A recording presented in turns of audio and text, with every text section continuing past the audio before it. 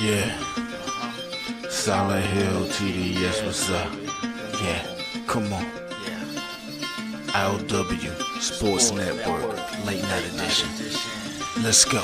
Come on. We about to raise the bar. Wild card mark. Everybody grab a seat, cause you know we about to spark. Late night sports talk. Modelo Le Cigar. Man, you don't wanna start. Wild card mark. We about to raise the bar. Wild card mark. Everybody grab a seat, cause you know we about to spark. Late night sports talk. Modelo Le Cigar. Man, you don't wanna start. Wild card mark. Hey. L Boogie with the hot flame, ashtray full of top names, little tree for your membrane. This the 9 hour time frame. I just snatched up a 6-pack, got my hands on a lid pack, whipping up a little batch of snacks. Yeah, man, I think I'm all set. Late night, can't sleep, go ahead and just tap in. Better grab you a cold one, and we about to get some laps in. Wild card on the microphone, he'll hit you with a couple flurries. Y'all need to just strap in for some entertainment sports commentary. We about to raise the bar. Wild card mark. Everybody grab a seat, cause you know we about to spark. Late night sports talk. Modelo Le Cigar. Man, you don't wanna start. Wild card mark. We about to raise the bar. Wild card mark.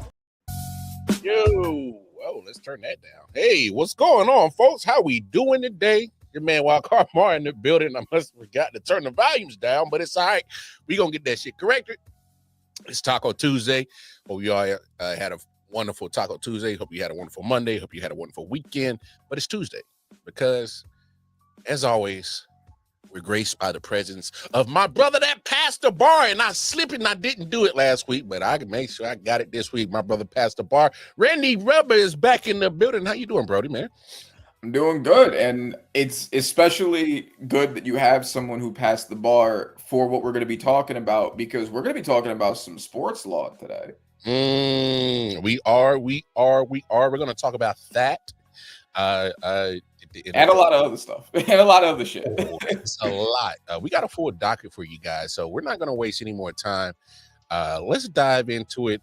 Let's start right here, because we're going to get your law expertise later in the show, and I want to handle that later in the show. Yep. Obviously, we're going to spend a good time on this, so let's get to it. NBA free agency frenzy has gone crazy. If you have alerts for shams on your ESPN app, you've been getting them literally about every hour. And I'm talking about not just today, not just yesterday, but since Sunday, Saturday, Friday, literally last 4 days, my alerts from shams has been absolutely bonkers during this whole free agency period. But I want to start right here, Randy, because you're infamous on the show for having nicknames. Your nickname today it spells a lot for your team, so let's start right there. Knicks finally have bench depth, and I know you're happy about it, so talk about it. I'm very happy about it. I am happy that we got Jordan Clarkson from the Utah Jazz, from 2020 to now, the points leader off of the bench, former 6th man of the year. I love that for us. I think it's great to get a quality ball handler that can come off of the bench during the non-Brunson minutes. We got Yabu. We took him from the 76ers, which is already worth it. But on top of the fact that we pushed them further into poverty, we took an Olympian who played very well during the Olympics, and yet another big man adding some size off of the bench. It's coming along. It's coming along, and we got a second interview with former Coach of the Year Mike Brown. Okay, Randy. I got to stop you right there. I'm sorry, sir. I don't mean to cut you off. Let me be happy about it, damn it. Okay, I'm gonna let you get back to your happiness. Okay. I'm just gonna be brief. You were selling everything like a great salesman that you are, and everything was sounding good until you said second interview. Mike, James Dolan, I'm talking to you. All right, I'm talking to you. Hey, Enough with the arrogance. I talked about it last night. Enough with the arrogance. You literally tried to go and poach people's established coaches, and that's ridiculous to me. Like you literally got this whole big nuts syndrome in your head that you're the shit, and your franchise has been awesome for the last 25 years. The arrogance has been crazy. Like, hey, Dawn Staley, let me go. Hey, you want to come coach the Knicks? Forget the dynasty you're building down here in Columbia, South Carolina. Forget that. Come be in New York. Huh? Ime Udoka, you really think the Rockets are going to? They're not letting him go. They hung up the phone on you. Dallas, same thing. J Kid, we want to talk. Click. So the fact that you have two coaches, Budenhauser and Mike Malone, sitting there, no job, pedigree. Mike Brown, sitting there, no job, pedigree. And Mike Brown got to get a second interview? Fuck out of here, bro. Hire the man. What are you doing? All right. Let me put my positive spin on it. Okay. So I agree. I think they've done a horrible job with handling this coach situation. I was the first one when you brought me on here when we first fired Tibbs, the week when I was like, okay, like, you know, we definitely needed to move on from Tibbs, whatever. 1 week later, we still don't have a coach. I was like, what the fuck are we doing? So I totally agree. And I was the one banging the table for either Budenholzer or Malone. I do like Mike Brown a lot, though. I would not be unhappy if it was Mike Brown instead. And yes, I agree that it was dumb of us to try to talk to everybody else's coach. Obviously, Kidd, Udoka, Finch, their teams who are doing well with them aren't going to just let them go. Not even close. Yeah. And I mean, the fact that I don't even remember who the Bulls coach is. Apparently, we tried to talk to him too. I don't even get why. But I guess Donovan, Billy Donovan. Billy Donovan. I don't know why we were trying to talk to him, but I agree with all of that. That being said, though, the fact that we have a second interview with him, if they're trying to just make sure he's the right fit,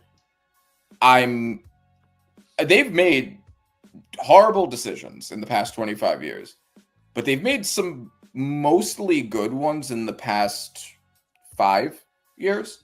Yeah. I'm willing, and I mean, maybe that's probably more Leon Rose than Dolan, right? Because we talked about it. Maybe Dolan's more occupied with his sphere in Las Vegas right now, and that's why Rose is taking control. I'm willing to see if they do end up hiring Mike Brown, which shouldn't be too long. They made good free agency moves that I just celebrated. I'm willing to give them a chance to hire Mike Brown and stop bullshit. If something ends up blowing up with that, I'll be the first one to come here and get on my Stephen A. Smith and run him down for it. Believe me, believe that. Believe that. Yes, but I like Mike Brown for the Knicks. Because yes, he's not gonna be choosing his own players the way that a lot of coaches get to. But I do think that there are similarities between the Kings that he was able to win Coach of the Year with and elevate, and the Knicks. DeAndre Fox being the 3-point shooting point guard clutch player is I think a pretty similar prototype to Jalen Brunson, who's an even better version of that skill set. I think there's enough similarities. Then I think Mike Brown can adapt and be like, all right, these are the pieces I have. How do I make them work? And the better pieces we get him, the easier that'll be. True.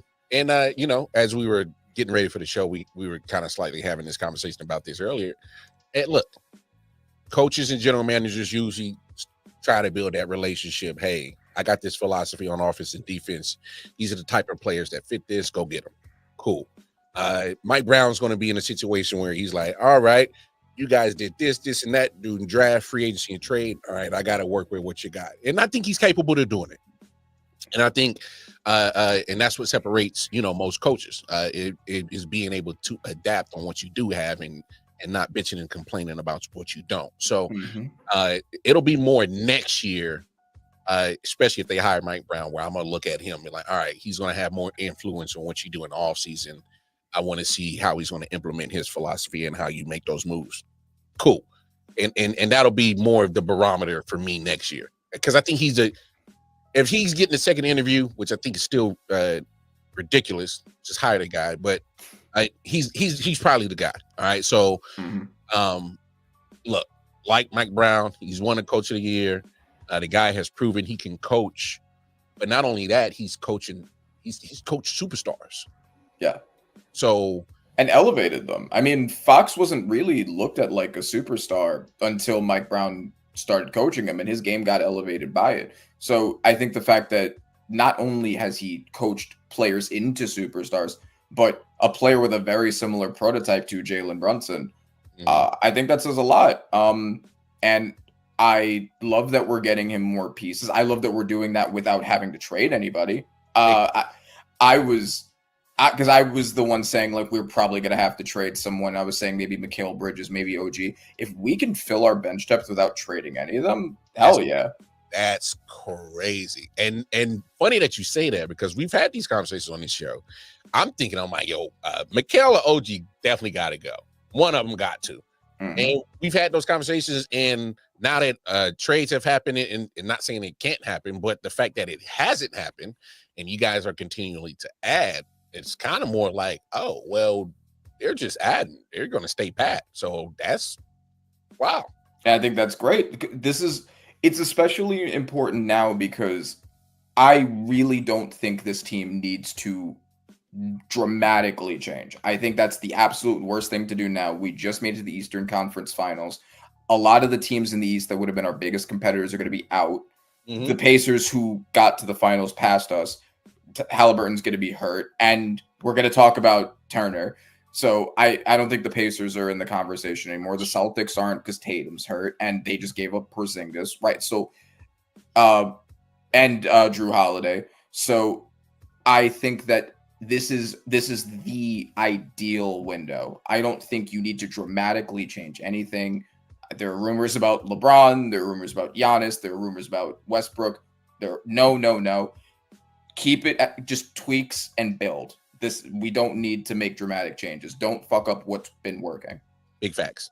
100%, 1,000%, a millionth infinity agree with what you just exactly said.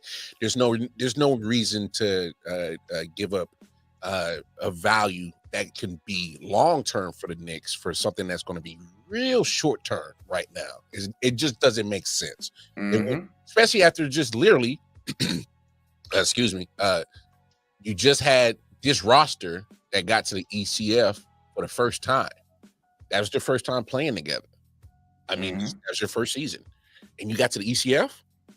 All right. So you build on that. You don't losing in the ECF and freaking out like, oh, we got to blow it up. Wait, hold on. You do know it hasn't been a lot of great success in this organization in the last 25 years. So making an ECF is a blessing. Let's build on it. So, yes. Yeah, no. Especially the idea of blowing it up for an older player, getting rid of the depth we already have for one guy who's older. All we're doing is shortening our window, and we don't need to. Like, we have a good, fairly young core. Like, leave it alone. Just build on it. Especially the Nova boys with their chemistry they already have. Yeah. In all honesty, that's how you shorten a window. That's how you for me is equivalent to self-sabotation. Yeah, agreed. That's so I've been screaming, I've been holding signs saying nobody above 35 even look at New York. Not interested. No, thank you. That's crazy. But you did bring up a great point, and I think it'd be silly not to mention. You talk about obviously Boston. You've had the discussions how, they're pretty much, I guess, Hey, Jacob, man, we were doing so good. Jacob, we were doing so good. All right. Until you said that. But Jacob, and to be fair, all right, because I am a fair analyst, and Randy can attest to this. All right. I think the Broncos are going to give the Chiefs a hell of a run for this division this year. I don't think you'll win it, And that's not me being biased. I just think you need to see more from Bo Nix and Sean Payton. But that defense is scary. That defense in Denver is scary. And we'll have more NFL talk later in the show. But just because, Jacob, you came in here and tried to get at me, I'm going to show you some love to your Broncos. I'm going to show some love, but not too much because the hate in me won't allow me. But being the fair sports talker that I am, content creator that I am, I will be fair and admit that the Broncos are going to be damn good this year. You just need that upward trajectory from Bo Nix and Sean Payton gelling as a offensive unit. But that defense, not worried about that side. So you talk about the Eastern Conference. Obviously, the Knicks are what you guys have done. You talk about the Pacers losing Miles Turner now. He is now a Milwaukee Buck. Milwaukee Buck makes some headlines. Dame is no longer a Buck. Now Giannis is mad. He didn't like how that went down. So there's a lot going on in the East. Some shakeups, man. There's about to be some furniture moving going on in that East, man. And honestly, now that we look at that, your general manager for the Knicks was the smartest thing he ever could have done was just sit back and wait and just let it all fall. Let's just let everything fall and crumble in front of us, and then we'll make our moves. And that's kind of how it's kind of formulated, how I've been kind of watching the free agency and the draft and all this. Smart move by the Knicks GM. But let's talk about this, though, the East, man. It's a lot of movement going on. You can start at the Miles Turner deal. You can start at Dame getting released. Wherever you want to start in the East, Giannis getting upset about the news. Wherever you want to start, it's all yours, man. Well, those three are all essentially one topic. So let's talk about that. So the Milwaukee Bucks waive Dame, and as a result of waiving Dame, they still owe him over the next 5 years $22 million, which is the most anybody in NBA history has been owed who was not under contract as the result of a waiver. Here's the thing. Dame is old. Dame is old. He has been injured through 2 playoffs back to back. He's coming off of an Achilles. Yep. It's a business. I understand wanting to move assets and move salary cap around so you can bring in Miles Turner. I think Miles Turner is a very good player. I'm happy he's not in Indiana anymore. So I'm never going to be mad at this move because it got Miles Turner out of Indiana. That being said, you couldn't have found anyone that would be willing to trade for him, for Dame. There wasn't any team desperate enough. That's a tough sale, bro. It is. I get it. I mean, I wouldn't do it. If the Knicks did it, I would go to Madison Square with pitchforks and torches, right? So like, I understand that it's a hard sale. But I mean, if another team could have theoretically restructured his contract and like tried to get him for pennies on the dollar, I think it may have been worth it for either a team that's trying to win now and push to win now, or a team that's in a rebuild, or like, I mean, at least try for. I don't know if they did. Maybe they did. Yeah. I guess that would be my only criticism is I think you could have managed to make a trade. And like people are going to be mad because of the personal aspect. And I get that, right? Like you gave up Drew Holiday and brought in Dame, and Dame played through his injury for you to try to make something out of the first round in this last playoffs. And him and Giannis are friends, right? So like, I understand from a personal aspect, like it feels like a dick move, but like one, Dame is getting free money now. I can't imagine why he'd be all that upset. And 2, it's a business, right? Like you can't put all of your money and cap into somebody. He's probably not going to be coming back until like the tail end of next season. And he's probably not. I mean, he might not be even as good as he was, which was already in a declining state.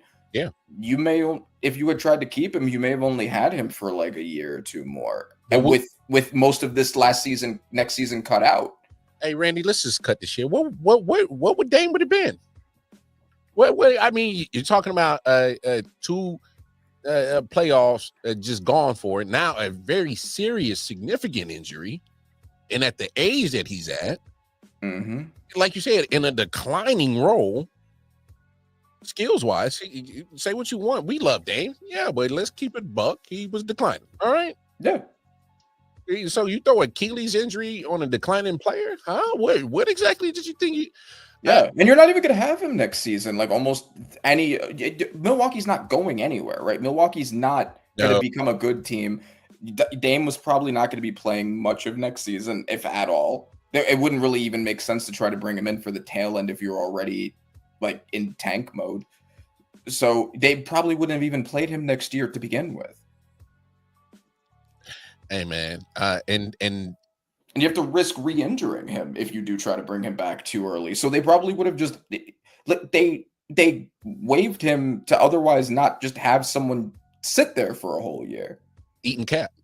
Yeah, eating cap, exactly. When they could have brought in a young, talented center who's a swing center. Yeah, who can shoot. Yeah. I know he had a bad finals, and y'all can rag on him for that. Cool. He deserves that. Yeah. But simple, cool Miles Turner makes those shots. I don't know what happened in the finals. All right, cool, whatever. Yeah. But let's be so that leads to the next part of this whole tangled thing. You know, Giannis got word of me. He's upset. And you know what this is? Well, you know what I thought of when I saw that? This is just Giannis needing an excuse to actually formally ask for the trade request. Yeah. And he was going anyway. We knew he was going anyway. The worst case scenario is you may have put yourself in a position where you have to sell him for less because you know he's forcing himself out regardless, and other teams know that, right? But that was already basically the case. Bingo. And the thing about it is, Randy, you look at this overall situation. I know they brought in Miles Turner, but you got to have at least something of substance in that small market team because they've already blown up the championship pedigree of that team. On. It started with Budenholzer. That was the first piece that got gone. Then you see Middleton gone. Then you see Drew Holiday gone. Brook Lopez. Yeah, he's on the Clippers now. Gone. I think Bobby Portis, some reason, re-signed, but obviously you're Bobby Portis. You take whatever check you get. Yeah. I'm just being honest. Come on. Yeah. That's not a slight on Bobby Portis. He made it to the league. Congratulations. But I'm just saying there's other 29 teams that are probably not checking for Bobby Portis right now. That's all I'm saying. You can still move him into a package of some kind. Like it's not like that's off the table now. If you make a good deal, if you find something. Yeah. And so like he takes a check. Cool. Whatever. You bring in other pieces, but the pieces that they're bringing in aren't they're not significant pieces that you're saying we're going to move the needle and be a championship quality team. I think they're just, filling out a roster. And if I'm Giannis, I'm like, yeah, I didn't sign up just to fill out a roster. I like to compete. I want to win.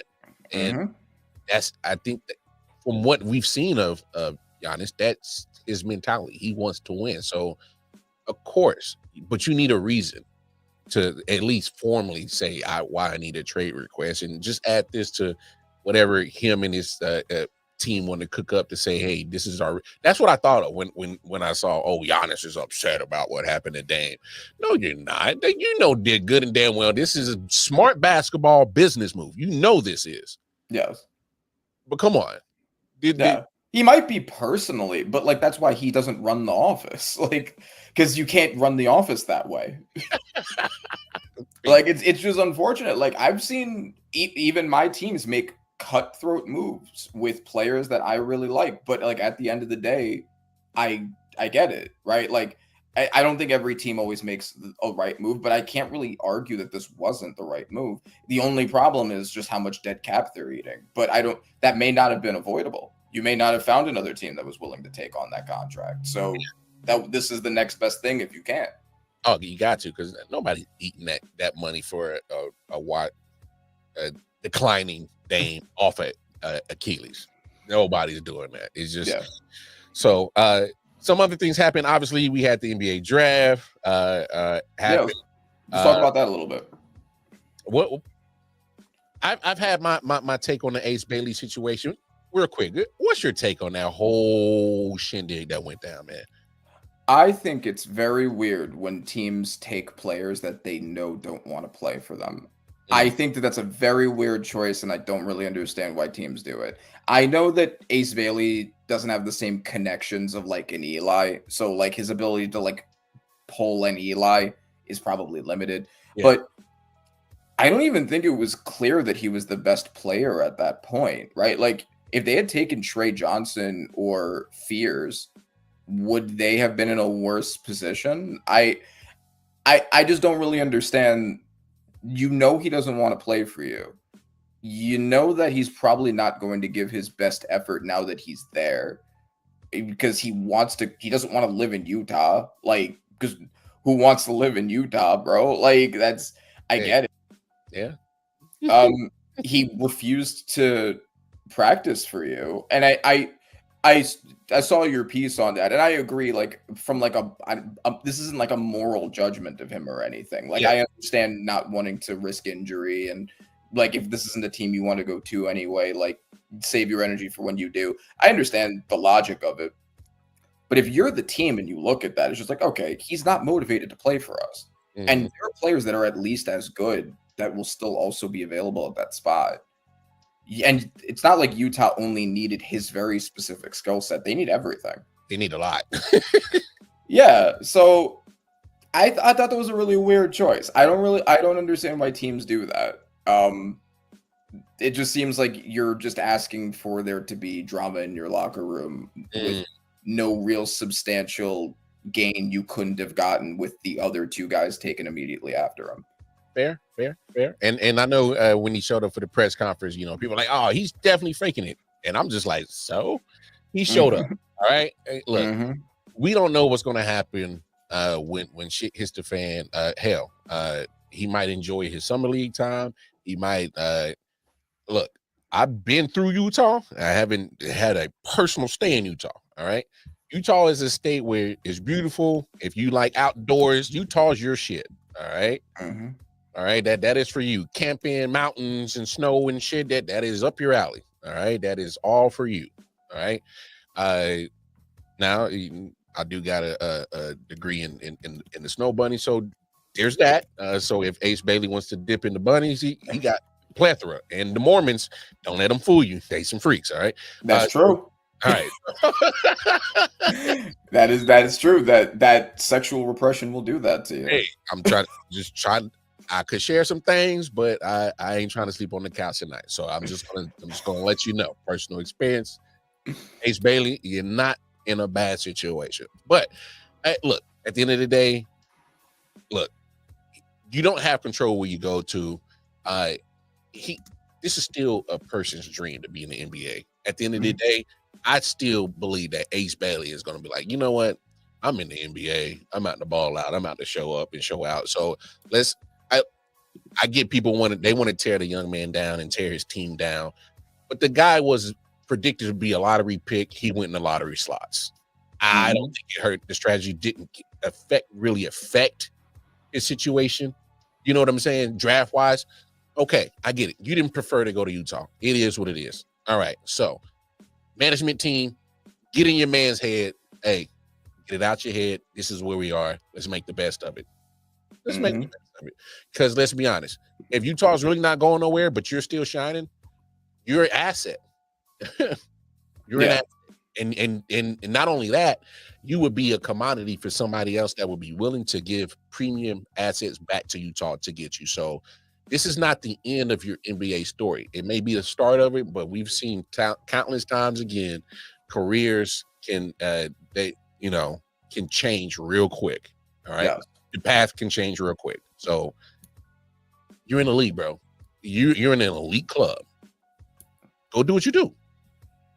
Facts. Yeah. I agree with that. I think that if once you get to the NBA, I don't know what his personal attitude is. Because I mean, like they always do that, right? Like anybody who doesn't immediately do whatever the teams tell them to do is a problem, right? Like they have a bad attitude, whatever. So we don't really know to what degree there's a potential attitude problem. Well, damn, Jacob, like I didn't done some great things with the Mormons. I didn't know this bad. Like, damn, they he said I had a buddy leave his wife for a Mormon girl.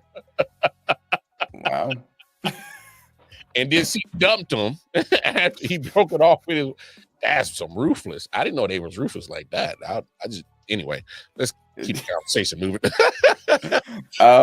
Yeah. So I mean, like, it would be in Ace Bailey's interest if he does give it 100% and does show out, even if it's just for the point of impressing another team at some point, right? Like, you don't want to be the guy who didn't work out for your team because you had a bad attitude, right? Because that'll affect your ability to go somewhere else in the future. Yeah. And I'm sure somebody's telling him that. Yeah. Oh, big facts. So now that the draft is over, now it's on Ace. It's on you because Summer League is right around the corner, and then hey, we'll see what he puts on the film. So last topic on the NBA before we move on to the NFL and some other things. So there was a player that we discussed on this show before that we knew were going to get traded and eventually happened. Michael Porter Jr. Got traded to Brooklyn. Back to Denver comes Cam Johnson. I'm gonna be honest with you, Randy. Before we discuss the trade, if there's any team that I really love what they've done in the last 48 hours, I love what the Denver Nuggets have been doing.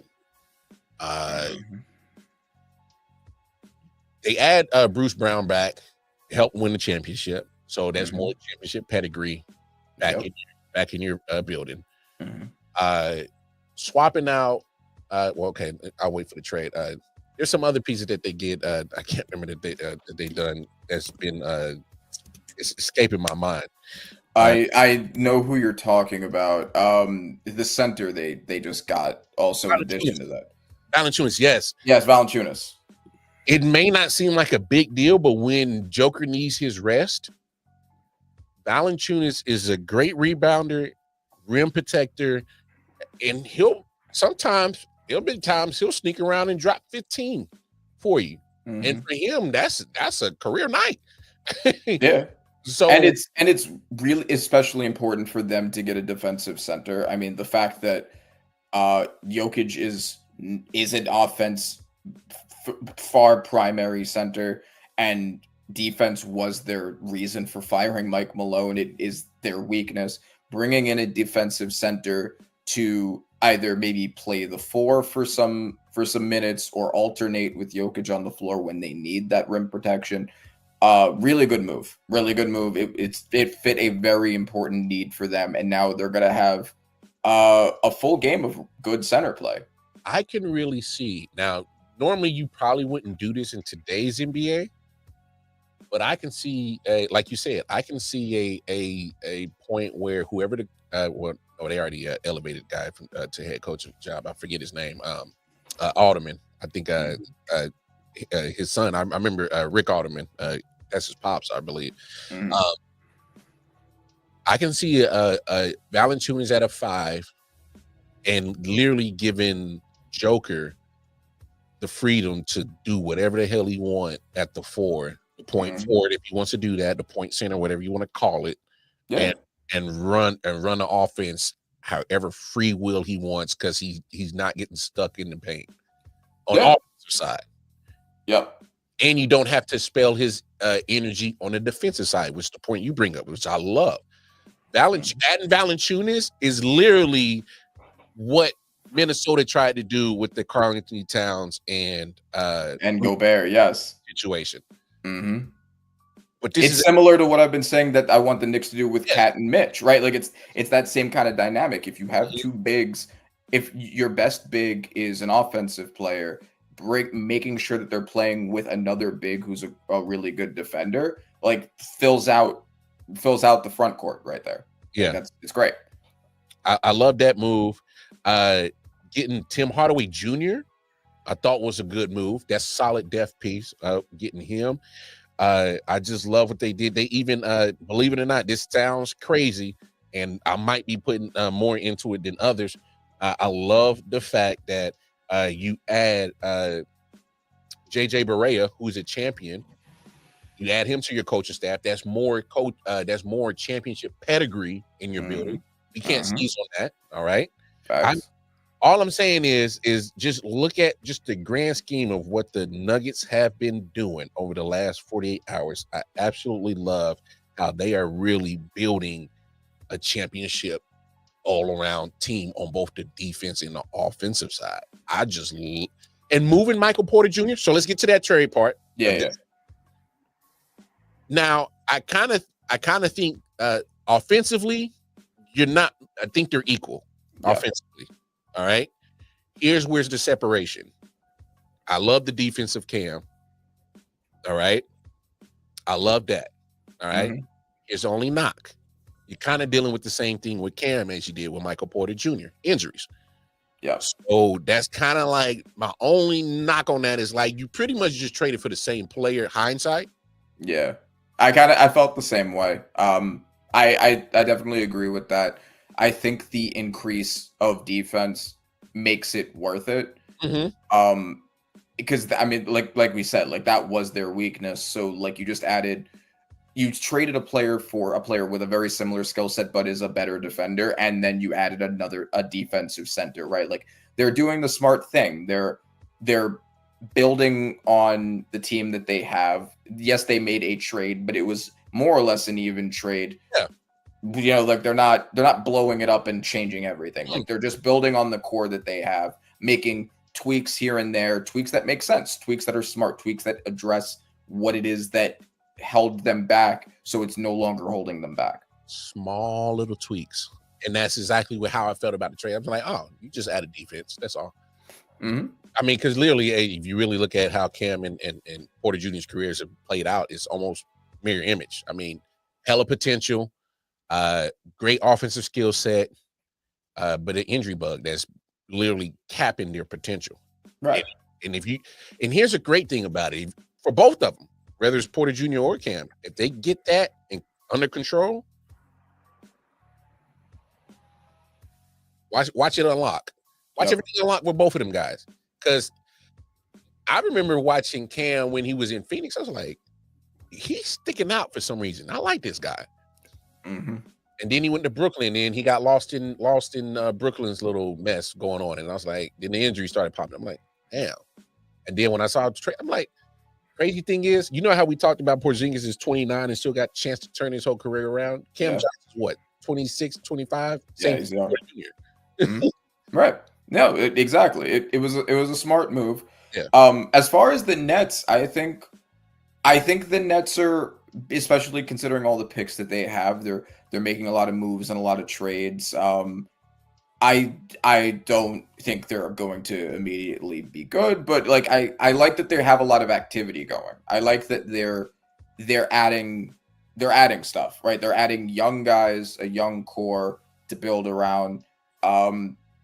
And maybe in a couple of years it'll work out and be something, right? Like I kind of like the direction they're going in a little bit. I'll say that.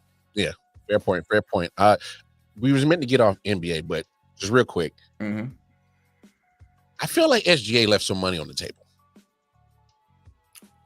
Okay, wait, go further. Go further. Tell me. It is because had he. After everything that I was looking at, and as a fallout of him getting the extension today, it was so had he waited next year, you're looking at 5-year 380. He went for 4 years 285. Okay, I think that. I don't know if it was intentional or not. Maybe it was just smart for the team to not wait until next year. I think it's good if you're star player, because I mean, like the entire reason the OKC has been incredible is because no individual player is taking an insane amount of money, or at least that was the case.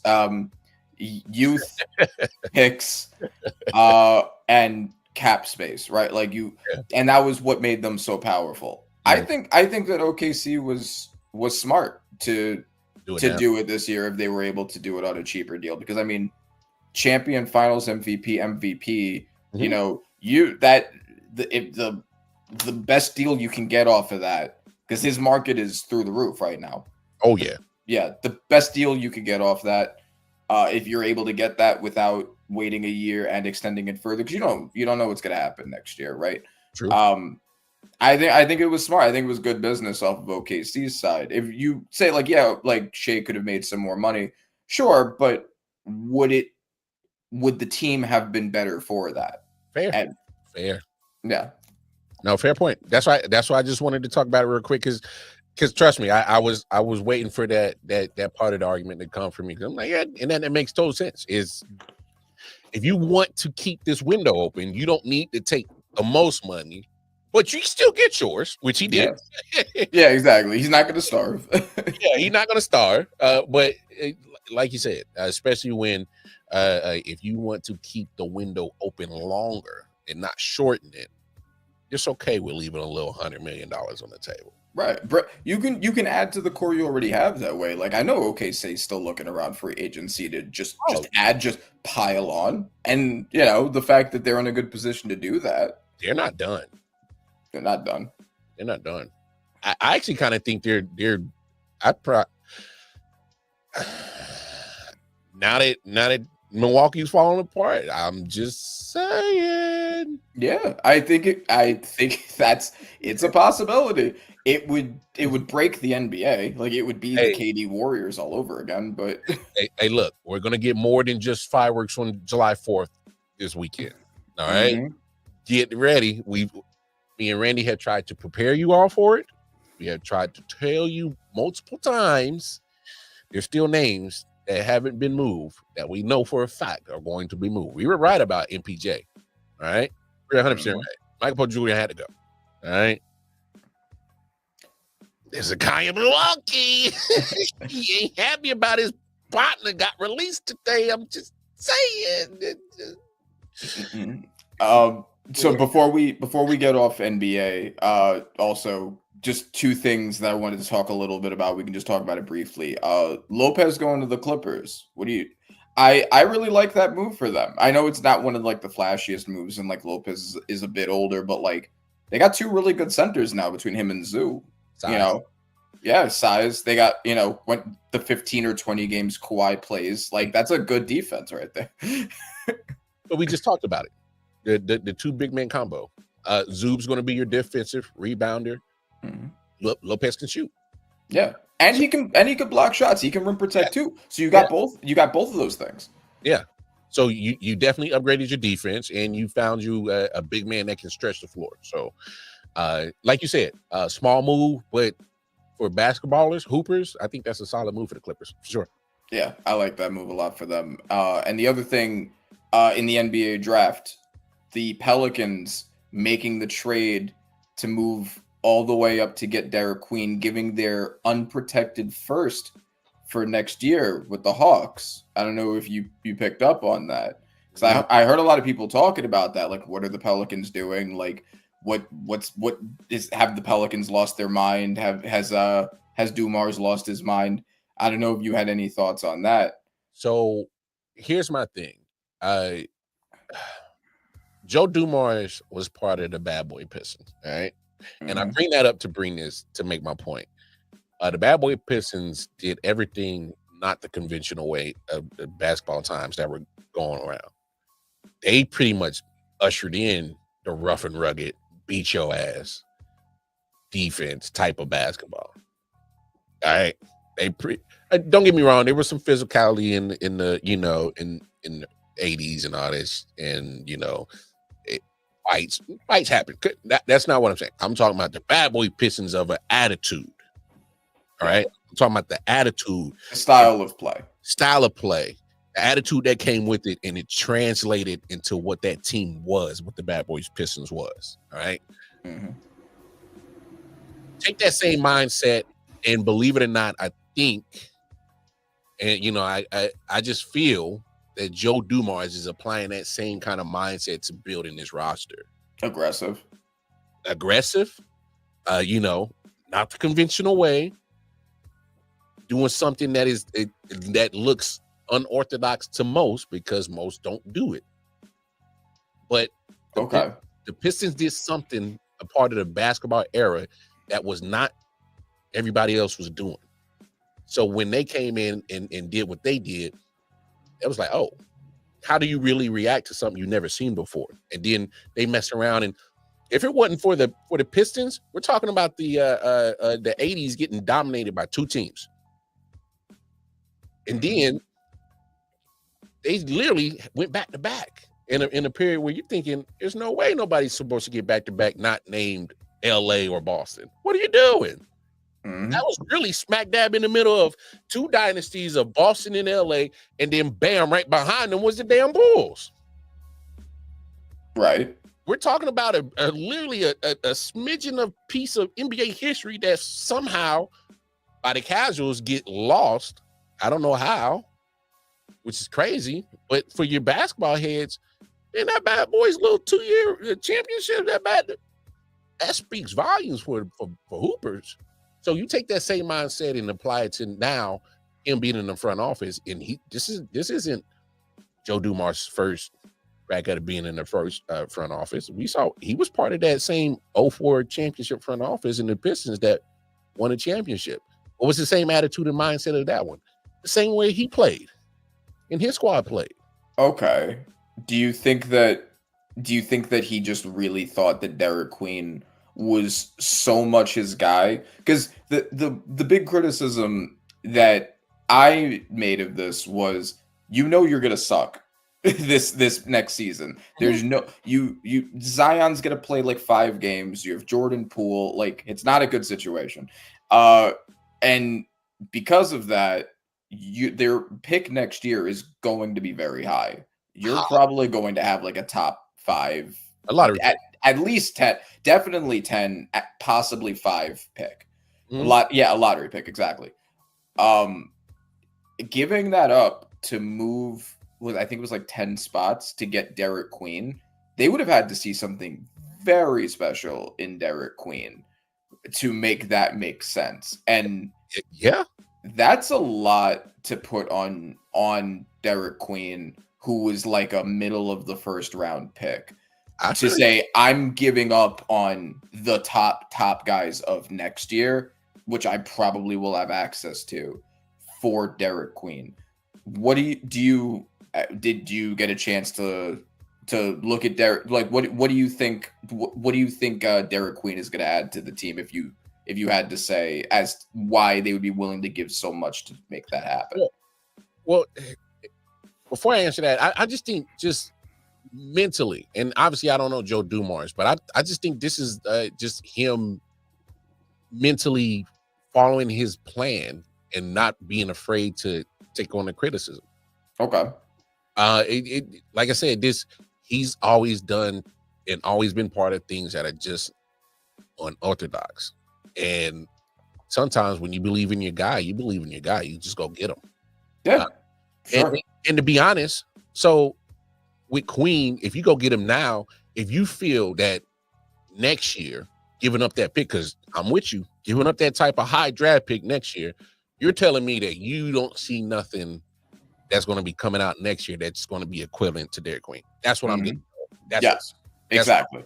Yeah, and I mean, some of the best players ever were picked either in the late first or the second round. Like you can find diamonds in the rough that people don't expect to be stars if you have like the eye for it. So maybe that's just what they thought they had with Queen. He might be his Kawhi Leonard. We didn't know what Kawhi Leonard was going to turn out to. I thought Kawhi Leonard would have been a solid NBA player because I saw what his game was at San Diego State, but I didn't think he would turn into what he was. No. Yeah, it's true. And sometimes you just can't. And I love their coaching staff. I know it's kind of sucks, you know. I forget his name. Willie Green. I know he's young. You know what I'm saying? I know he's young, but you know, I love the job that he did was a couple of years ago, taking that team to a nice little playoff run. I know they eventually got eliminated, but just to be in that position, Mm-hmm.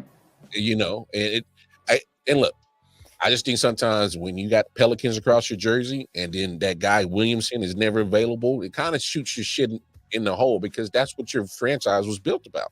It was about building around him, and he's not available. So, yeah, when you got the biggest piece of your blueprint that was supposed to be there that you built around, and he's never there, there's not going to be a lot of success going on until you finally just admit, like, all right, we got to reset. Yeah. Okay.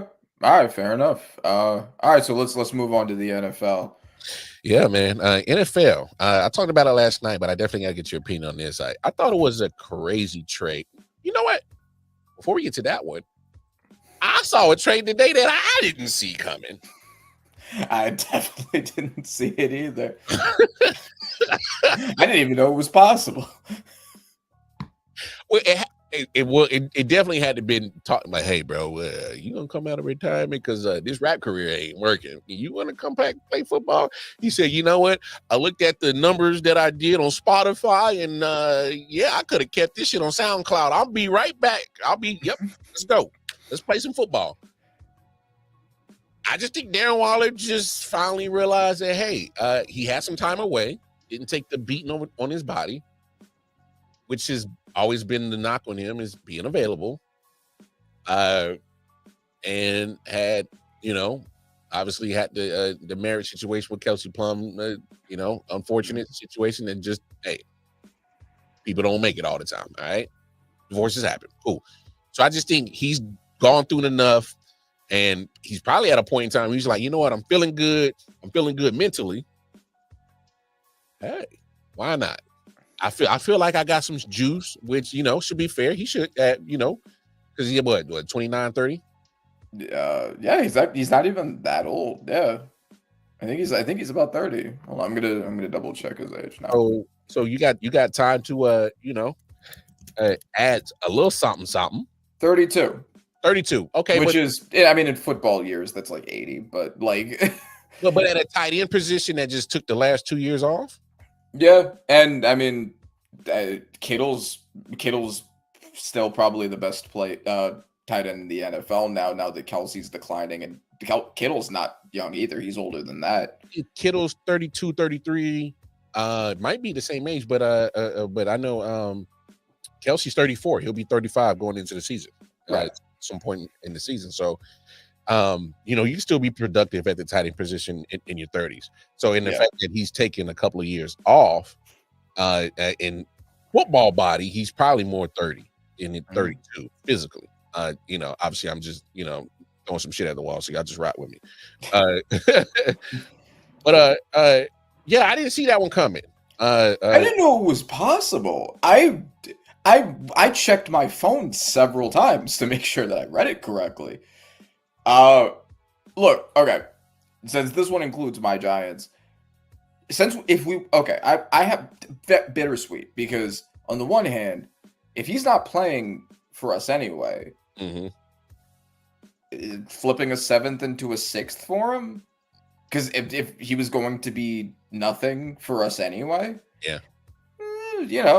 I'll take it. But on the other hand, it's like, okay, that means we could have not put him into retirement in the first place if we weren't playing him like a fullback. Yes, I was.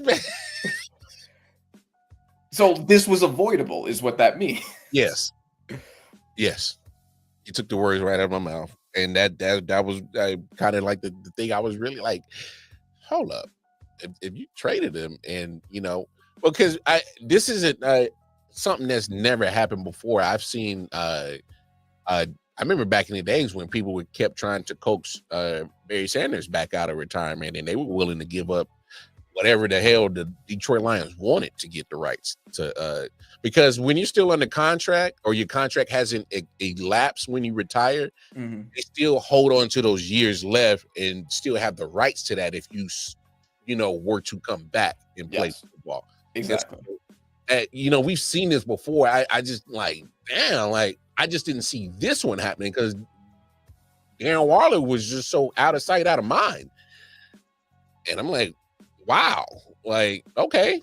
So I mean, I don't know what you're really going to get out of him in Miami. We don't know if he can stay on the field. I think he's still, got some juice left for sure. And he's paired with a very accurate quarterback.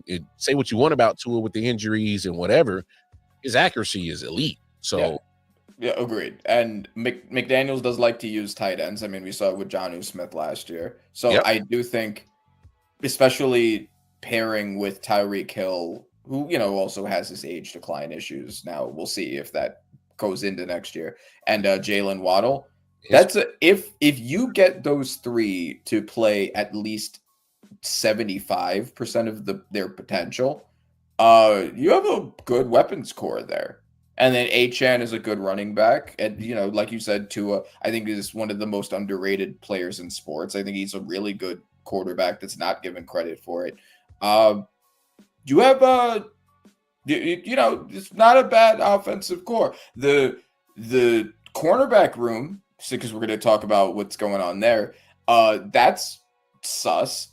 But the offense looks not bad. The offense looks pretty good. Yeah. And the offense, and they, they're not afraid to, put some money. Now they still got to, I think they need to put a little bit more effort on the offensive line, but it is what it is. Yes. Yeah. I mean, Tua's going to be throwing up gang signs, and it won't even matter. It won't even matter what the offense looks like at that point. It won't. And here's the thing about Miami that's really killed me with them. How have you not still, and I talked about it last night, and as they make the other trade, how do you still not answer your backup quarterback position? I'm still confused on that. I don't know how it's a glaring issue that you have. Right. And never really addressed it. So I get it. You draft Quinn Ewers. Okay. There were talks about him. They have Zach Wilson. Yeah, Zach Wilson, really? Come on, Zach Wilson. It's exactly like it's like having nothing. Like you might as well have nothing, but they have Zach Wilson and Quinn Ewers. Yeah. So look, I'm not a GM, but I just me personally, if I got a guy that's having concussion problems like that, I would probably get a quarterback, a backup, an emergency plan. That's what it's called. It's insurance, and unfortunately, who likes paying car insurance per month? Because ain't nobody getting in accidents every month. I mean, yeah, for sure. And I gave when we did their drafts, I gave them a really poor draft grade because they only got one offensive lineman. And they need a lot. They need all five tackles. Yeah, exactly. Like they lost their star tackle to retirement, and their interior O-lines needed help for a little while. I liked Jonah out of the draft, but he's the only one you take. Really? That's crazy to me. Yeah.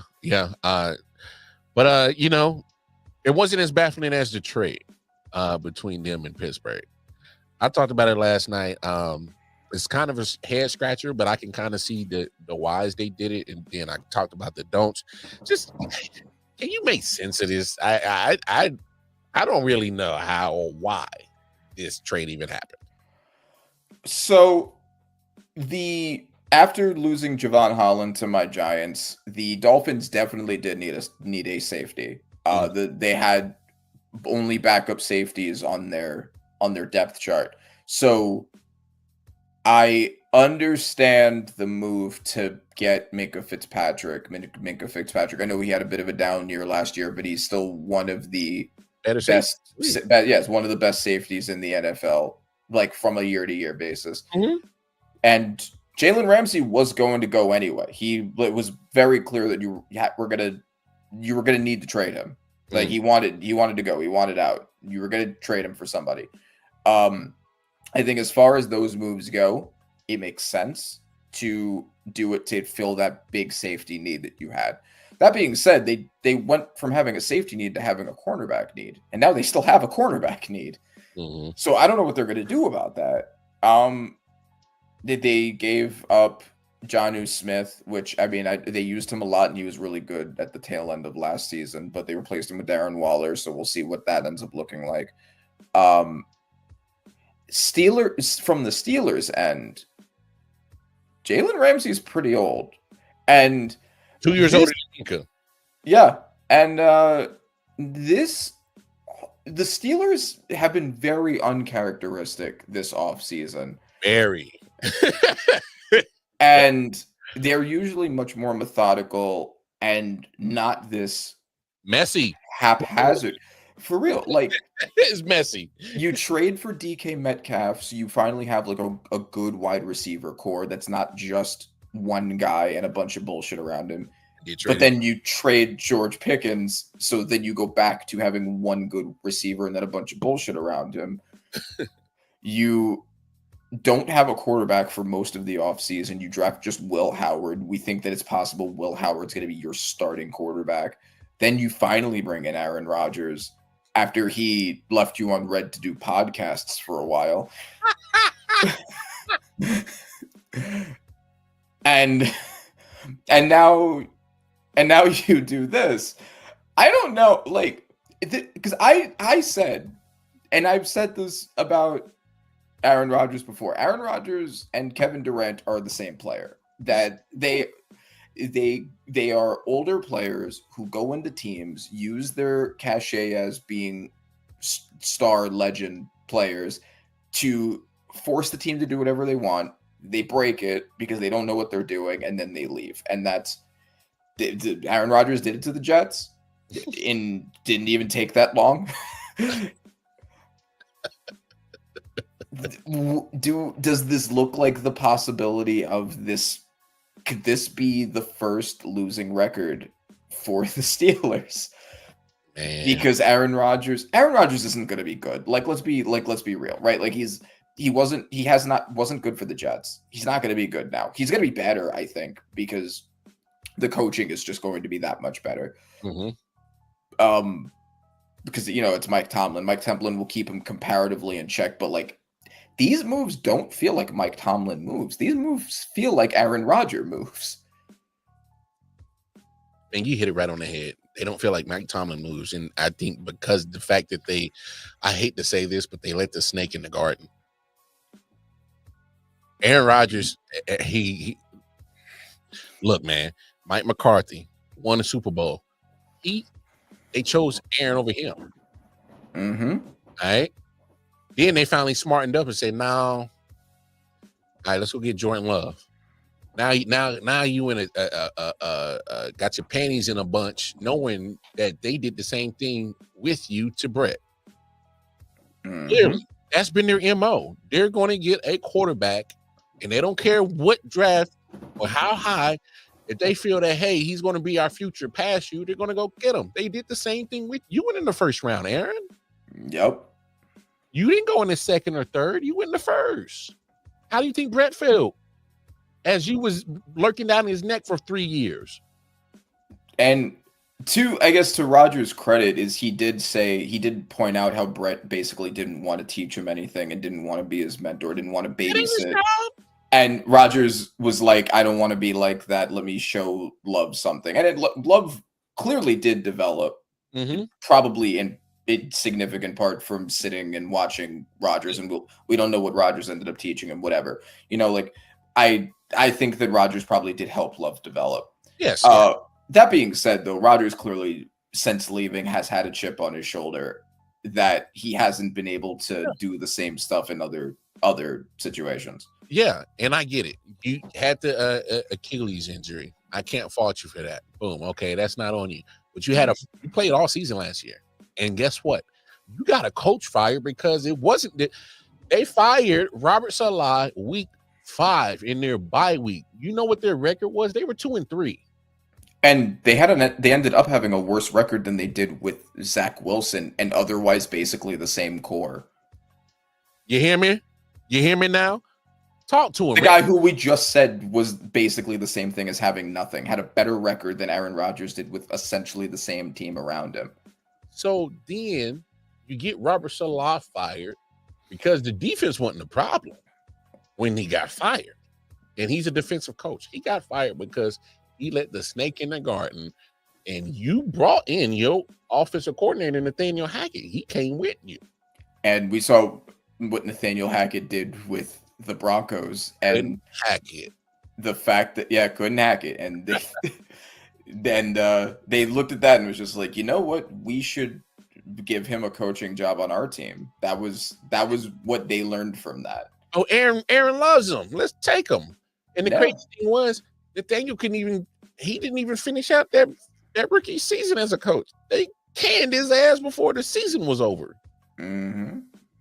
So my thing is like, bro, they done like some of these franchises have done enough to kiss your ass, and all you've done is turn around and give him the middle finger. That's what he's done. We'll see what ends up happening with the Steelers, because I mean, I think between the team and the coaching, they should be good enough to not be awful. I mean, the Jets were not ever a good team, right? Like they had good players, but it didn't end up equaling a good team. They had a Super Bowl caliber defense, but they had a literally Super Bowl dreams with a Miller High Life offensive line. Mm-hmm. All right, you can't have the champagne and caviar thinking you're gonna get Super Bowl, but you got the ranked down country fence that you see in the rural towns outside the city limits. Yeah. So exactly. So the Jets were a mess. They had very good players, especially on defense, and also on offense, Garrett Wilson, Breece Hall. But like it ended up being a mess, right? I don't think the Steelers are going to be as bad as that Jets teams were, because I mean they have arguably the best defense in the NFL. Still, we'll see how this change affects that. We'll see if Jalen Ramsey can be older, like younger Jalen Ramsey caliber quality. But this doesn't look good. This is a lot of very weird moves all in a row that I don't really understand, and it feels Aaron Rodgers-ish. And I warned them about that. I said, you bring him in. I get you need a quarterback, but like tank. You just tank so you could get one in the draft. Finally, I know that you love having nothing but winning records.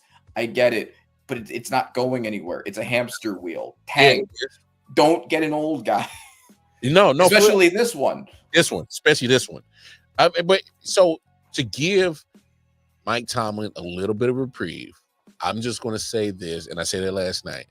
If it does work out where, by all, Hail Mary, they didn't had the rosaries and cleansed themselves and had divine intervention, that it all works out. Mm-hmm. On paper, I have seen Mike Tomlin win 2 Super Bowls. No, he's won 1, but been to 2. Yes. He's done those 2 Super Bowl appearances with a very, very, very vet-heavy draft, heavy crew. Yes. Veterans, good quality veterans on both the offense and defensive side. So this is similar to those things. I'm not saying it's equivalent, but I have seen him take vet-heavy teams on offense and defense, get the best out of them, mix in a little bit of young talent, get to Super Bowl, win 1, and at least appear in another one. So I have seen Mike Tomlin with his greatness as a coach done that before. Yes. That's the only thing I can see positively in this, and trying to put a positive spin on that, is if somehow, just because of the aura of Mike Tomlin, somehow puts it all together, because let's be honest, he's been making chicken salad out of the chicken shit for the last few years, backing his team into the playoffs and barely getting them to 500. Miracles. Yeah. He got Kenny Pickett into the first round of the playoffs. Miracle. That's a miracle. That's a miracle. Let's not fake the funk on what Mike Tomlin's been doing the last few years at Pittsburgh. Oh, facts. Oh yeah, he's mediocrity. He's above 500. Well, I would like to see what you would do with this. Yeah, for real. Yeah, exactly. Look, he hasn't had a quarterback. But it is also, to my point about the hamster wheel, like there's a reason why he hasn't had a quarterback. It's because they've been barely above 500 for years now, since Big Ben was there. And so they took Kenny Pickett, then they got Russell Wilson and Justin Fields. Like they need a real quarterback, and this is not the solution to that. No. And I'm actually kind of slightly surprised that they gave up so quick on Justin Fields and Russ that quick. Yeah. To be honest. Mhm. I was slightly surprised. I got it. I understood that they were both on pretty much 1-year deals, prove it deals, but they again, for what they had, even with Justin Fields, he wasn't the best option, but he made some plays and did what he could with that team. And then Russ took over, and then they were in the playoffs. And I get it. They went up against the Bills, but a lot of teams are going to lose to the Bills in Buffalo in the playoffs. So yeah. So, like, I guess the question is at that if you look at that, because Russ is clearly, and he's my quarterback now, so I'm saying this as realistically as possible. Like, Russ is obviously washed, right? Like, he played pretty well throughout the majority of the time that he was with the Steelers, but he's not a long-term option either. No. Justin Fields played okay. He was a solid game manager who had the legs to be a dynamic threat. I think that, especially considering how cheap you can run with him and the fact that he's young, I would have seen what he could do in a year or two on another cheap deal and just build around him with the cap that you're not using on an expensive quarterback. Mm-hmm. And then if he tanks, then great, you have a high draft pick, right? Like it's kind of a win-win at that point. Because if he blossoms and balls, hey, we got our quarterback. He sucks. It's all right. We got nothing. We didn't pay nothing for him, so yeah. And then we have a high draft pick, and then we finally can fix the problem, which is that we didn't have a real quarterback this entire time, and we were relying too much on defense and one wide receiver. Yeah. Mm-hmm. Hey, point blank. But yeah, some said that very interesting trade. Depending on what side you're on, whether you're Steelers or Dolphins, odd. To be frank, because Minka Fitzpatrick, whether people remember this, was originally drafted by Miami, traded to Pittsburgh. Now he's going back. So this is quite a yeah. I do want to add also, I like the fact that the Steelers also got Jonnu Smith in that trade because they needed a second pass catcher badly after doing all of those very weird, inconsistent moves to end up in the exact same position. So. Great point. No, I'm glad you brought that up because I forgot he was part of this deal too. But no, Jonnu Smith had I think he's had a solid career. Been kind of waiting to find his footing. Kind of team hopped a little bit, but I think he's a solid number 2 tight end. When he gets going, man, he's a great option to get the football to. And he was good for the Dolphins last year. Yes, he was great with the Dolphins last year. That's why I was surprised that they were willing to move off of him. Yeah, me too. But then a day later, you see why they did that. So they probably already had that in the works. So, so yeah, I think that was part of that was kind of revealing to me once I saw what happened in there. I was like, oh, they already had that in the works. Never mind. So that makes sense why they moved on to Jonnu. They're putting more trust and faith in Darren Waller and the potential of him staying healthy and being what he was a few years ago. But the only problem was that was like almost 4 or 5 years ago. Yeah. So we'll see. Yeah, we'll see. We'll make this our last topic and we'll get out of here. We won't spend too much time on it. I know it's starting to get late, but obviously something that the NFL got an issue with, collusion is a word that gets thrown on the NFL owners a lot. Fans, players, former employees accuse the NFL of collusion many of times, but there might be a chance that they actually might got a caught actually doing. Let's listen to Mike Florio for just a second. This is one of those moments for me that can be a little awkward because it involves NBC. Daniel Kaplan, writing for awfulannouncing.com, had an item explaining that in the pending appeal of that jury verdict last year against the NFL in the Sunday ticket case, and I'll defer to the story that we posted. The background is out there. Basically, the NFL put its thumb on the scale, allegedly, or as accepted by the jury, actually, driving up the price of Sunday Ticket to protect the CBS and Fox over-the-air broadcast packages. That resulted in a $4.7 billion verdict that would have been trebled if it had been upheld. The judge threw out the damages, but did not throw out the finding that the NFL had violated the antitrust laws by requiring DirecTV and now YouTube TV and YouTube generally to charge a high enough price that a certain number of consumers will be inclined to just watch the games that are available to them on their local Fox and CBS channels. So that appeal is working its way through the federal court system, U.S. Court of Appeals for the Ninth Circuit. All broadcast partners submitted what's called a friend of the. All right, that's not the right clip. Because I was gonna say, like, I thought this was about the guaranteed contract. Bro, that's what I studied for. I was like, what the fuck is Florio talking about? No, all right, I'll just read it to you. Both sides were determined to keep it secret. Some in the media were determined not to allow that to happen, with both the NFL and the NFL Players Association refusing to release a 61-page ruling by system arbitrator Christopher Drani in the collusion grievance regarding guarantees in the contract of certain veteran players. Two members of the media, Pablo Torre and yours truly, Mike Florio, kept pushing. We had a friendly competition to see who get it first. Pablo won. I'm glad he did. In the NFL media ecosystem, more than 90% of the journalism isn't journalism at all. It's positioning for advance notice of an announcement that inevitably will be made. The real journalism, and the only real journalism, is in the space comes from finding out the things they, referring to the NFL, don't want us to know. And they, here, the NFL and NFLPA, didn't want anyone to know the outcome of the collusion grievance. Although the NFL won, the NFL lost.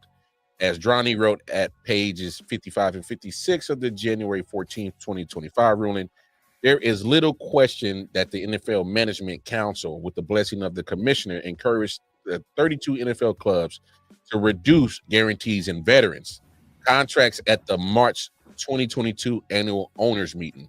In other words, the NFL wanted its member teams to collude. And they're basically talking about, just to sum it up and paraphrase it for you guys, after the Deshaun Watson fully guaranteed contract went out, a lot of people, ownership, amongst the ownership group, were mad about that situation. And there was other representations of the quarterbacks that were coming up. They were upset that money that Deshaun got was going to be the precedent from then point on, and they wanted to not let that happen. So after Deshaun gets the $231 million contract, there's a conversation between the Chargers owner and I can't remember the Cardinals. Cardinals. Yeah, Bidwell. Cardinals. So Bidwell pays Kyler Murray his extension, and the certain guaranteed money was at a certain point, but it wasn't fully guaranteed. So he went against the Deshaun Watson situation. Him and Spanos, who's the Chargers owner, texting, "Hey man, saw the contract you gave Kyler. Hey man, I appreciate that. So when I'm about to pay Justin. Congratulations on signing him, but hey, you kind of said president, blase. I'm not gonna pay that damn fully guaranteed bullshit Deshaun Watson got neither to Justin Herbert. Hey, you set the president, appreciate it. Kind of what that was. I'm just paraphrasing. So I'm gonna put the link in the description for you guys, and I'm gonna let you guys go ahead and read it for yourselves. Hey Jacob, hey, appreciate you, man. Hey, hit that like, share, subscribe button, man, and tap in with us. We're here Monday, Tuesdays, and Wednesdays. All right. So pretty much, I want you to really kind of dig in on this, because obviously with you just passing the bar, it's hard. I'm gonna start right here. How hard is it to really find collusion cases? Let's start right there. So collusion cases are they exist in a lot of different worlds, right? So there's antitrust laws, and they have to do with corporations colluding with each other. Mhm. And sports law has always been unique because there are also the antitrust collusion laws, but it's weird because there are teams that work for one league, and although they're competitors, they also have some similar interests together, Yep. like for the overall well-being of the NFL. I mean, this is a perfect example, right? Because when they asked some of the owners of teams, John Mara, for instance, when he was asked, said, well, why would I collude with my competitors? Would I not want them to make a decision similar to what the Browns did, right? Because that benefits me. They're my competition. But the problem is, the salary cap is directly connected to the NFL as an organization. Like, it's not just the team's money. Like, they're intertwined, and the NFL also has an invested interest in maintaining a certain level of cap for each team. The other problem is, like you had said, you're setting the market, and the people that you're talking to, the players that you're going to be making deals with, also are making they're using each other as reference points for what they should be getting paid. Mm-hmm. And so that was what happened here with Kyler Murray not getting guaranteed money, and the Chargers owner saying that he's glad of that because then he doesn't have to make that same deal with Herbert. Herbert doesn't have anyone to point to except for Deshaun Watson, who ended up being a disaster, right? Yeah. So like he doesn't have the reference point to make that standing in the market. So the collusion in sports leagues is treated differently. I mean, that's why this is handled by an arbitrator because it's a violation of the NFL's rules and also sports law on the books, and they're intertwined in kind of a different way than, say, if Coke and Pepsi were working together. Gotcha. So that being said, I didn't read the entire decision, but I got like the basic points. Yeah. And so just like with anything, when you're trying to prove in this case, because it's an arbitrator, it's comparatively a little looser. Like it's based more off of the contract than like very clear law and the ethical code of the NFL. But you still have to meet elements. Like when you have a crime or whether you have a tort, like in civil, there are elements that all have to be satisfied in order to get to your specific case. Normally in something like this, it would be preponderance of the evidence, which is different than like in criminal court, it's reasonable doubt, right? Like you have to prove the defendant did it beyond a reasonable doubt. So all of the burden of proof is on the prosecution side. For civils and for arbitrators, you just have to prove more likely than not. And the judge, or in this case, the arbitrator, will weigh both evenly without like a favoritism towards one or the other. Yeah. Now, the three elements that they had to prove were, what did they have to prove? It was, okay. The first element was concerted action contemplated and invited. And they had found that it was. They found that the meeting with NFL's management council at the time, Jeff Pash, and Roger Goodell, that after that meeting, they had invited them and tried to convince them to work together to limit the amount of guaranteed money. If you remember, people were having this conversation with Lamar Jackson, also who was named as an example. And people didn't know about this case at the time, but the fact that no team was looking to trade for or sign one of the best quarterbacks in the NFL, everybody looked at that and was like, okay, there's something going on. Like it's weird. Why don't you want Lamar Jackson? Yeah. And there is reason to believe that this was involved in that. So they were able to find that element. The second one, they had to prove that the clubs were aware. Yeah. They were not able to show that. And the reason, there were a lot of kind of weird reasons why, like, not all of the teams were at the meeting. Yeah. Robert Kraft, for instance, claimed that he didn't speak to owners and he had no idea what was going on. So, and I guess they believed his credibility. I don't get why, but you know, it's Robert Kraft. But that's like sending R. Kelly to run your daycare. You know what? I'm gonna put myself in timeout. Yeah. No, I mean, it's. And the third element they had to show was, if not only were the clubs invited to do it, but did the clubs do it? Mm-hmm. And they had to show essentially that because they were invited to do it by the meeting, that's the reason why the clubs didn't give the guaranteed money. Now, that conversation between the Chargers owner and the Cardinals owner, I think would have made a good case for showing that this was in fact the reason why. Because I mean, the Chargers owner is essentially saying that that's why he didn't give it to Justin Herbert. Yeah. But they weren't able to show that. There were not all of the teams, 14 of the 32 teams didn't even have the salary cap room to accommodate the damages they had said. Also, the multiple owners testifying, pointing out the thing that I said that John Mara said, like they're in fierce competition with each other. Why would we work together? And for all those reasons, the finding was that they were invited to collude, but there wasn't enough to show that they all were aware and they all were acting as the result of that invitation. Right. Which is a bit of a technicality.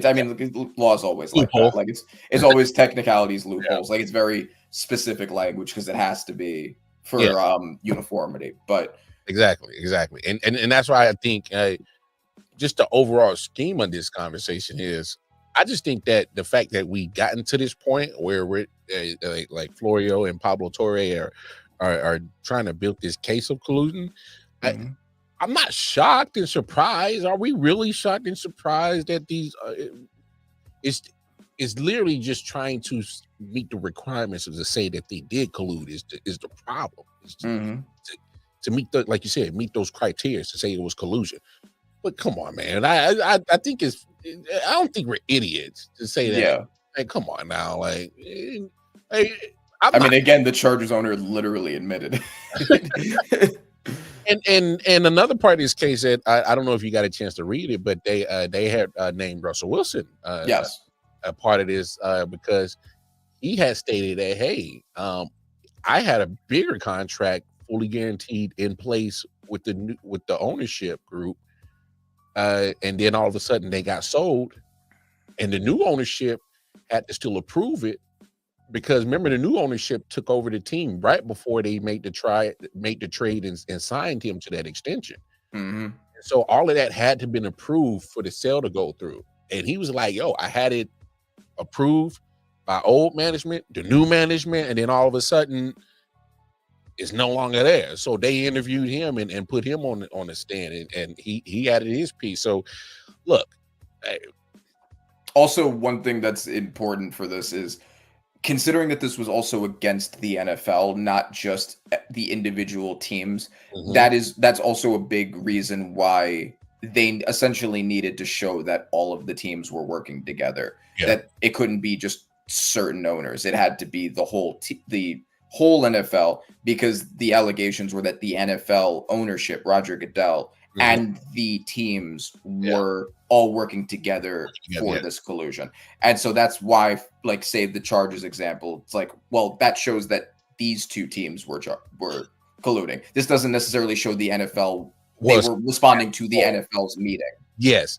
And that's the crazy thing. And I'm glad that you worded it that way, is because, and I don't mean to compare the cases, but I was talking about this with my wife, and people don't take what I'm about to say as a Diddy's going to get off those trafficking charges, because I think they're trying to put those charges on him. But all the prosecutor is showing is that he's just a nasty motherfucker. That's all they're proving. And so when you go after certain things and certain charges, or certain, hey, I'm trying to stick him for this. Okay. But you're actually proving that he's just a nasty motherfucker, and you haven't proved that he's a trafficker. And so I said this to my wife, and she was like, but this is my first time ever saying that public. So I don't want people to jump on me because I'm not in agreement with what Diddy was doing. All right. Let's just get that straight. What I'm saying is that in the court of law, if you're saying I'm going after you for sex trafficking charges, then you need to prove that I am a sex trafficker. And if the case is public, all right? Yeah. And so there are very specific elements for sex trafficking. You have to prove that they were facilitating and profiting from the use of sex work, essentially. Yes. And particularly coerced depending on what stage of trafficking. Bingo. And so if people have been paying attention to the case, I'm like, you're really proving he's just a nasty motherfucker. Just for me, and I don't think it meets the elements of a sex trafficker. It just meets the elements of a nasty motherfucker that needs to be behind bars because he's an abuser. That's all that they've really proven to me. So that's why I made that statement. So I mean, let me just to clarify, it does require force, fraud, or coercion. You would have to show that he used force, fraud, or coercion to facilitate someone to have sex that he then got profited from. Yes. So just to make that clear. Yeah. That's one of the elements, but and that's why this is your warehouse and we got you here. I'm just saying, just when you got to prove certain things, the wording, especially when it comes to these situations, are so important. And so when you brought that up, that they are going after the NFL for collusion, okay, all you did was just prove is that there's two people that were colluding. Mm-hmm. There's 30 other teams. All right, you didn't prove all 32. You just proved that two. And you also didn't prove that they were doing it in response to the meeting from Roger Goodell. Yeah, telling them that that's what he wanted, right? Like that. It's a lot. It's a lot to prove. That's how the law works. Like you have to prove some very specific shit. Hey, that's why. I'm not scared to say what I got to say, man. If I get canceled, I get canceled. Fuck it. Fuck it. It is what it is. But I'm just being honest, To help get you uncanceled, I will say that Diddy almost definitely did do trafficking. Whether the prosecution can prove it, whether the prosecution can or cannot materially prove it in court with admissible evidence, that doesn't mean he didn't sex traffic. It just is a matter of what they're able to show. Yes, is what they're able to prove, and that's why. I love this. I love this show, Lincoln Lawyer. I absolutely love it. All right. Season 3 was amazing, but season two was my joint. All right. The shorty had them all messed up, and then next thing you know, anyway, I'll watch it. But no, it's what can you prove? And in this situation, yeah, they're proving elements of colluding, but when you say the NFL, you can't stick the whole NFL on this particular case because it's hard to prove that all 32 teams, and mind y'all, it's technically 31 because the Packers are publicly owned. Yes. So it's kind of one of those weird situations right there. I'm like, you know how hard it is to get 31 motherfuckers on the same page. Yeah. I don't know if they would have needed to prove that every single team, because they were trying to prove that the NFL and the teams were colluding together. They probably would not have needed to prove that every individual team participated, but they would have needed to prove that there was at least 3/4. If you ask me, so just feel what I'm saying, Randy. If you need 3/4 to pass some voting in the NFL procedure, if you get 3/4 of a colluding ownership group, that's the NFL. Well, what they would have needed to prove is that the NFL ownership and the teams were acting in concert. You can do that with a grouping of teams, right? Like as long as the NFL is responsible for the behavior. Got you. Yes. Got you. Hey, like their invite from the NFL and then the action from the teams as a response to it. That's what they would have needed to prove. Got you. They need a smoking gun coming from Roger Goodell's email that's saying, "Hey, I need y'all to get this guaranteed money under control." Yeah. And then a response from the teams being like, yes, that's why I am doing this for that reason, Yes. because you invited me, and that's why I did this very specific action. Right. Got Like, yeah. Hey, but not shocked. Right? Look, end of the day, is these billionaires gonna do what they want to do, bro. Honestly, if I was Lamar Jackson, Kyler Murray, and Russ, like Russ is with a different team than he was, but Kyler Murray and Lamar Jackson, I maybe would consider sitting. Like, I would maybe consider sitting some games. I don't know what's in their contract as a response to that. I would maybe consider as an active collective bargaining on their end, maybe pushing back on this. A bold take, but I don't hate it. Mm-hmm. But that goes to the bigger conversation, and I know we've had it before. When this CBA comes up, you got to understand, players, you got the power. Mm-hmm. And that's the thing that I need them to understand. They got the powers. Yeah. It was enough to prove that those two were colluding with each other, but it's not enough to prove that the NFL as a whole was colluding. That's why I brought this topic up, and obviously with Randy's expertise of knowing law, this is something that, hey, you got to meet the requirements. I mean, it's just with anything. You gotta meet the requirements, and it's just always hard to nail the whole NFL as together as a whole. Yeah, that's why you have to be careful with what your allegation is. Like, whatever your allegation is, you have to be fairly confident you can prove it.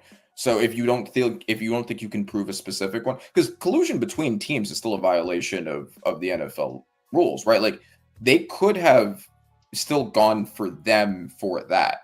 Gone after those specific teams, you're saying? Yes, they could have done that. Okay.